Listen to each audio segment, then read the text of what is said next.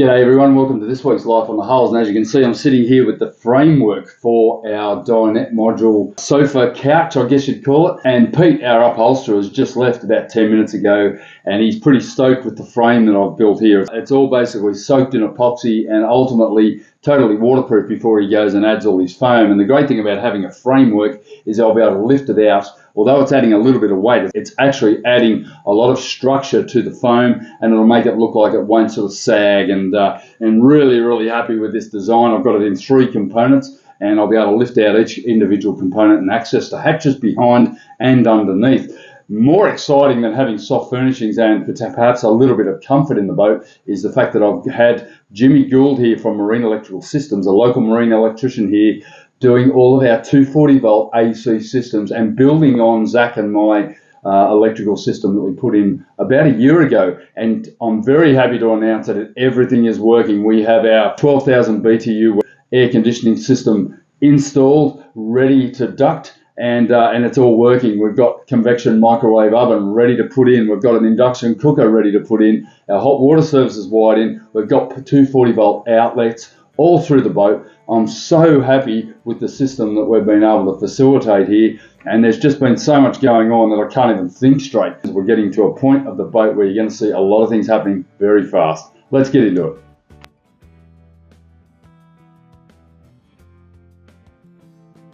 We've been making some good progress on our windlass hatch, and it's time now. I've got to remove the windlass. Although it's all wired up, I've just removed all the wiring from inside.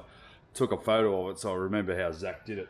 And that's my method all along. Always take a photo of how things are wired up, and then you're going to guarantee that you're going to get back exactly how it was. So this is all unplugged, and the reason why I've got to remove it is because it's not mounted yet, and we need to laminate all of the inside here. That's only glued in with epoxy, and then I need to tidy it all up. I've still got a bit of work to do down here, and I have to put an anchor roller in down here to make the chain rise up to the windlass, and that was all part of the height gain that I got. Was I needed a way to make the chain come in through a hawse pipe up around a roller and then up to the gypsy and then down into the chain locker. I've actually got 65 centimeters of height, and it's a 1.2 meter wide chain locker, so I've got plenty of room. The height was always going to be the issue. I've sort of solved that issue now with this massive lid I've got on here now. However, the finishing of this is going to take a fair bit of work, and then I'm going to work on how I'm going to integrate the hatch rim that's here into the actual top of it, and it's all fitting perfectly. I just need to get the laminating done. So Janet's up there cutting some cloth. I'm going to remove the windlass, and we'll get on with that. 40 kilo monster, this thing, which is, you know, a real man's bag of concrete in essence, but I want to remove it without damage to myself or the windlass. I've just removed all the wiring, so we'll get that out first.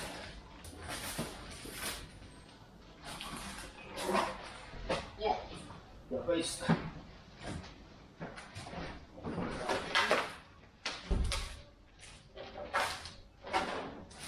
Work to do here, and that includes waterproofing the base here, which is actually plywood with a sheath of laminate on it. But what I'll probably do is make a base plate out of starboard or ABS plastic or something, and have it actually sit on that so that I can keep water away from the actual as well. Put plastic back on. In the bedroom, over the back of the bed head. Yeah. Just put a plastic bag over the top of that. Yeah. We don't want any resin dropping down that hole. I'm actually going to seal this part here with epoxy to stop any rot. Yeah, okay. Because I just don't want any water. There'll be water get down in there at some stage, and I'm going to glue the windlass down. So I'm going to spend the afternoon doing the exciting work of laminating 600 from here through to here, all the way along here to about there, and then along here we're going to do it from about here all the way around, and then on this side too. This bit will be done later. I was going to do it later on. So my job today is to put 2 layers on. Yep. And peel ply. Yep. So the idea of bathtubing it. Yeah. Yeah, we're going to put a big radius in too, so it's easy to clean as well, because it'll be I've got that ready. I've got the cotton flock ready. Well, it'll be one of those areas that's going to accumulate a lot of... cotton flock, not cotton floss. Janet's been saying cotton floss for about a year now. It's flock. And we're almost at the end, and I've actually got it right. I'm calling it cotton flock. You reckon we're almost at the end? Yes. Okay,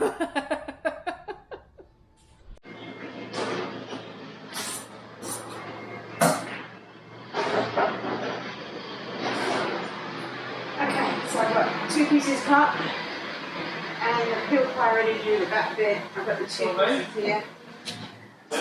Oh, Ross! What? I'm on the bloody camera like you asked me to do, and then you talk! I thought you were talking to me. Oh, God, he can't bear to miss out, can you? Seriously.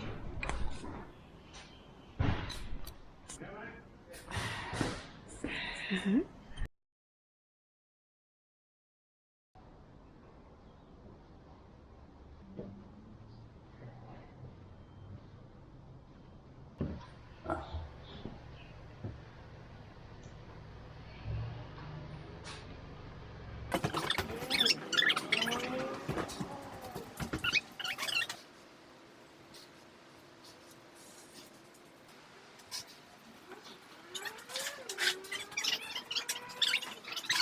Now I'm going to take you back 12 months ago, a little over 12 months ago, when we finally joined the deck and the hull together and dropped it down. Just before I did that, I made the fateful decision to cut out a mast insert.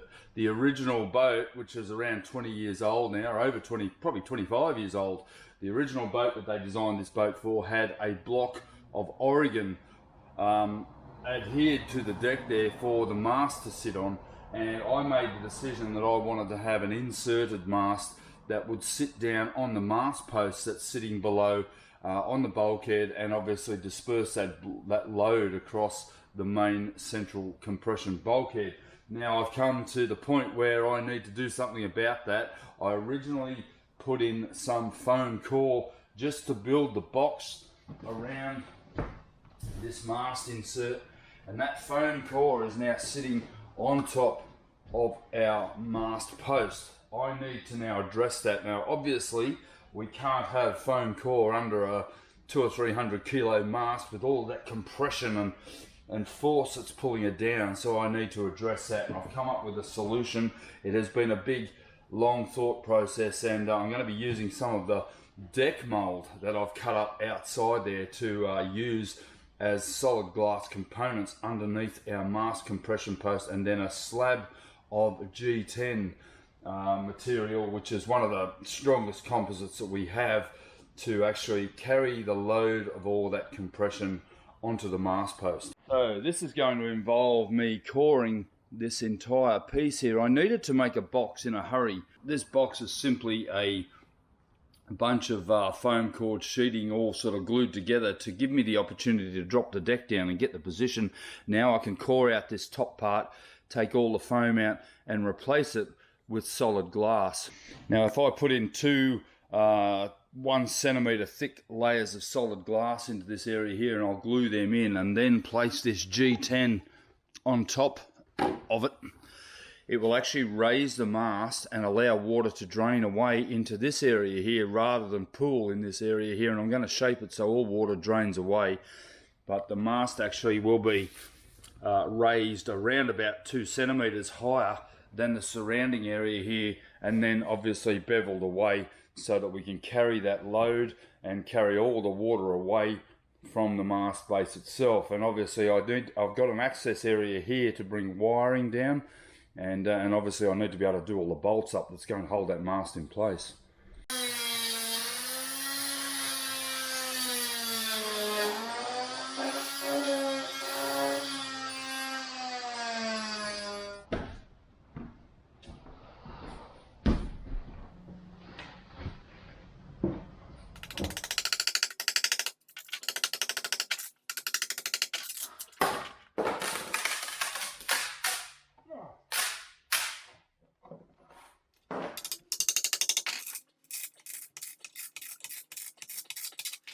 Okay, so I just want to show you when I get this panel out how good the laminating is that I've been doing. I'm always concerned about foam adhering to the glass membrane, And if you remove a sheet like this off a glass core, off a foam core sandwich, and you've got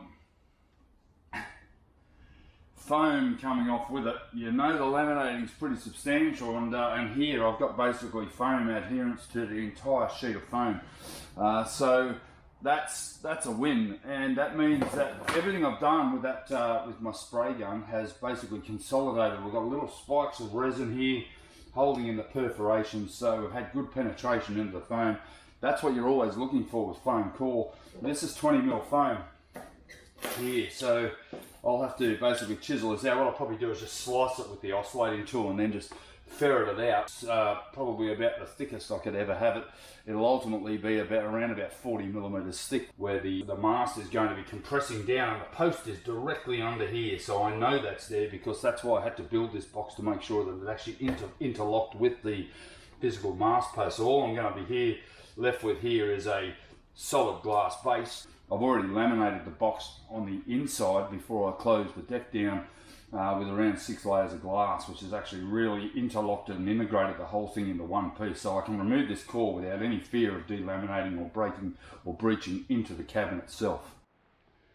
You can actually see the top of the mast post right there. That's the shadow. That is the physical mast post. So I need to make sure that I get my mast exactly on top of that. That's a massive bearer there underneath there, and it's pretty much dead center, which is great. I'm out here on my deck mold parts, and there's a nice big flat sheet there of solid glass. There's a lot here that has plywood in it. Now this has lasted for 25 years plus. I don't see why it's not going to last for another 25 years underneath my mast.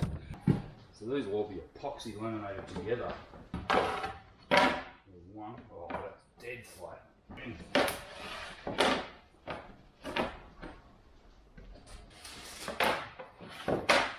Oh, that's looking really, really good. My idea was to put this one on the top, and I've already got a good sort of 15mm of height above the deck, so that already allows the water to run off. I'll put this one in here, and then set that over the top of it. Oh, that's easy. Amazing.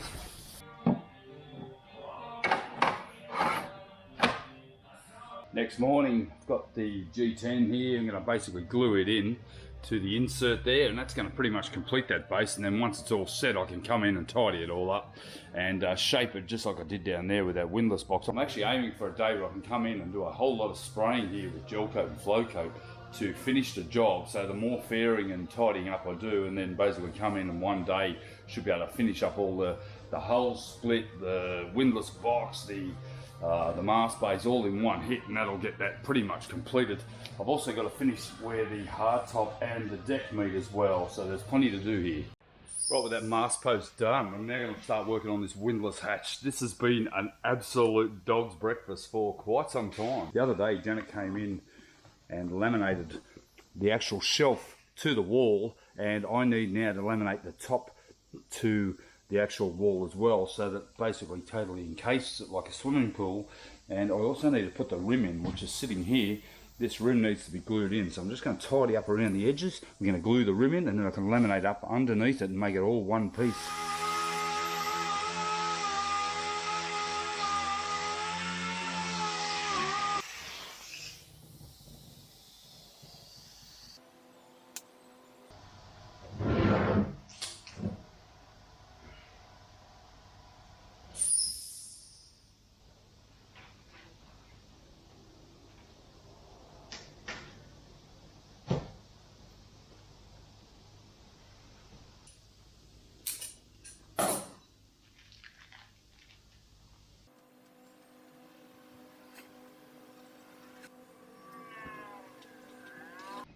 So I'll go up here and have a look at the windlass box that we finished.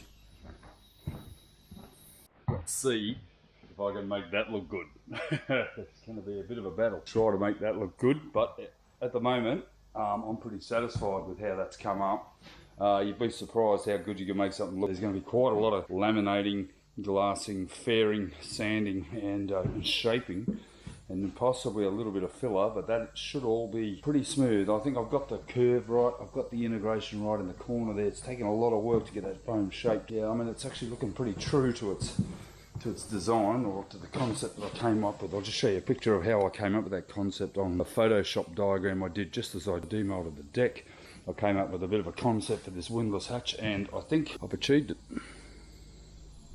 So I've just finished gluing in the windlass hatch lid and tidying up underneath there. So tomorrow Janet can come in and laminate that lid down into the box, and then I can come in, fair it, and get some flow coat on it and get that at least complete. I'm in the forward master cabin now, and what I'm going to be doing is putting in some cotton flock and filler in the joins between the gel coat and the liners, and between the gel coat lining and the module, to make that look like one piece. The idea is to make this all look like it was actually a moulding, which is actually certainly possible. All you need to do really is fill in the little gaps, and then come in, put a little bit of laminate over it, and then basically fair it and re-gel coat it, polish it out, and you wouldn't even think that that piece is separate to this. And that's what I'm trying to work on all the way through. Every now and then I like to just take the load off, because I get some pretty big projects going on almost on a daily basis. But what I like to do is come in and do a little bit of the nitty gritty, which actually lines up work for Janet through the week. And a lot of the time I've got to think about what I can get Janet to do, rather than just sort of dump it on her on the day. I can think about it, I can talk about it at night with her and say, listen, I'd like you to come in and laminate this piece to this piece, and get it ready for fairing. And that's a lot of this work is now in the detail stage, where we've got to get on and finalise some things so that I can start to think about doing the woodwork. I do love Sundays, because I get up here and put my tunes on, and I can just chill out and work away with no distractions from Jaden across the road. I'd say that, but I do love him. Well, that's so the most important thing is give everything good clean. This is a lot of dust and stuff.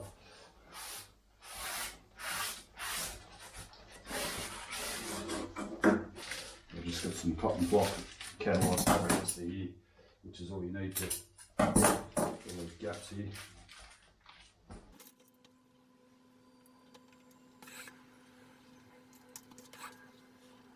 This is going to have a nice hardwood top on it. Only a thin one, but you know, hardwood nonetheless. Aussie eucalypt is, I reckon, the best hardwood in the world. It's incredibly dense, but it does have a weight penalty, so probably not ideal on boats, but you know, what we've got to work with. Okay, in about an hour or so, I've been able to complete all of these lining integrations, just basically filling them with cotton flock and a bit of polyester, and that's actually set up now. And the nice thing is I've got them all integrated, so Janet can come in tomorrow and just put 2 layers of that really fine surfboard finishing cloth on here. We can then sand it down and get them integrated. But yeah, it's nice to get those sorts of things done. A lot of gap filling. Could have just got some bloody no more gaps and filled these.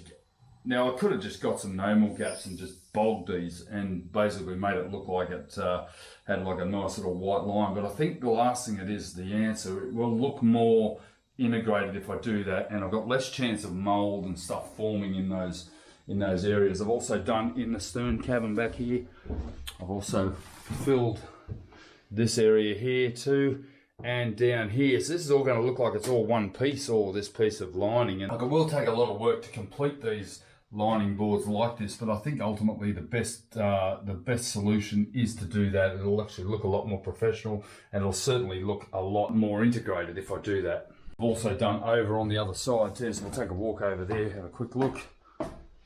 Starting to see some real progress in here now, getting some really nice sort of cosmetic stuff happening. So in here we've done this one here, this one over here. I've still got one more panel to make that's actually going to go around this area here. The other thing I've got is I've got some nice little LED.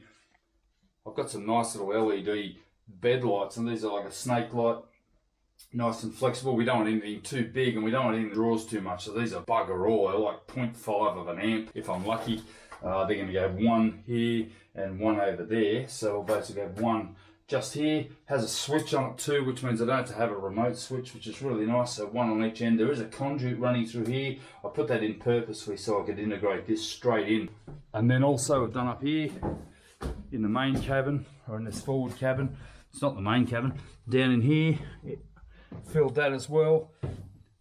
filled here, and yesterday I had to actually inset the rim of the port light into the actual liner, which was a bit disappointing. They're only going to handle around about 25 millimeters of hull thickness, and I have more than that, so I've had to actually put it inside the liner. So I have to sand all that out and get that integrated in, and that makes these work perfectly. But they're going to look really nice. I will get some no more gaps and fill this gap here. And the other one I did was here around the windlass box. So that's all ready now. Tomorrow we can come and give it a really super light sand, because it's already pretty smooth. I made it sort of viscous enough that it was easy to handle. And then Janet can come in and do that finishing cloth here, get in sand, fair it, and get it sprayed up and finished. Big day. So today we've done the windlass box, all of these integrations, and quite a few other things. I didn't think I was going to get in today because I'm still a bit crook. Janet's at home sick as a dog. I don't know what's wrong with her. We're actually heading off at the end of next week to New Zealand to catch up with Ellen. We're just going to zip over for a week and see our lovely daughter because we miss her, and we're going to catch up. And Sam, our son, and Veronica, his fiance, is going to fly over and meet us over there as well. So we're going to have a week together, hopefully do a bit of snowboarding, but I'm not really sure whether I'm that keen, because if I hurt myself, I'm not going to get the boat finished this year, and I'm on a mission to get this done. And now I've laminated one layer of CSM in there just to build it, and then 2 layers of the surfboard mat, the finishing cloth, into these corners, which now gives me a perfect radius. And then what I'll be able to do is fair that and spray that with gel coat, polish it in, and it'll make it look like it's all one piece. I've actually done the same thing here. You can see here I've actually got a layer of CSM on there just to build it, to give me the radius required all the way down along this join here. 2 layers of surfboard cloth, peel ply, fairing, and then gel coat will give me a continuous look all the way through. So this piece here will look like it's all one piece all the way around. I've already started to finish down here in the stern cabins. So I've done the same thing down in here, laminated it, peel plied it, radiused it. It's going to cut down on a lot of woodwork, but also will look a lot neater than having chunks of wood stuck everywhere. I'm going to have some other wood trims in here to make it look complete.